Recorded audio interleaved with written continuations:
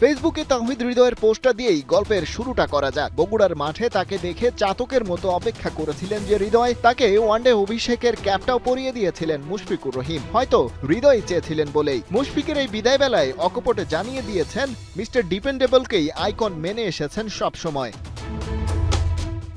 Social মিডিয়ার পাতা তখনও আবেগে মাখামাখি, সেটা লিখে প্রকাশ করা সম্ভব না বলে তামিম দিয়েছেন ভিডিও বার্তা, হৃদয় সহ বাকিদেরও ছিল বার্তা। তবে সেসব পেছনে ফেলে মুশফিক দিব্যি নেমে গেছেন ডিপিএল এর মাঠে। মোহামেডানের হয়ে 3টা কট বিহাইন্ডেও কিপিং গ্লাভস পরে রেখেছেন মূল অবদান।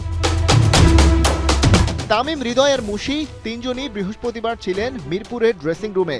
এর আগে ফরচুন বরিশাল আর ন্যাশনাল টিমেও ড্রেসিং রুম ভাগাভাগি হয়েছে তাদের ভেতর। প্রিমিয়ার লিগে অবশ্য তামিম ইকবাল ক্যাপ্টেন আর হৃদয় দলের অন্যতম সেরা তরুণ তুর্কি। প্রতিপক্ষ রূপগঞ্জ টাইগার ক্রিকেট ক্লাব 9 উইকেটে তোলে 222। জবাব দিতে মিস্টার ডিপেন্ডেবলের ব্যাট হাতে নামার দরকারই পড়েনি, কারণ ক্রিকেটে তার উত্তরসূরিরা জয় তুলে নিয়েছে তার আগেই।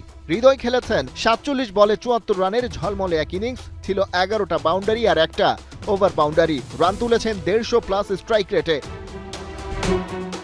মুশফিক জেনে হয়তো খুশি হবেন, তাকে যে খেলোয়াড় একেবারে ছোটবেলা থেকেই আইকন মেনেছে, সে এখন ন্যাশনাল টিমের অন্যতম ফিনিশিং রোলে।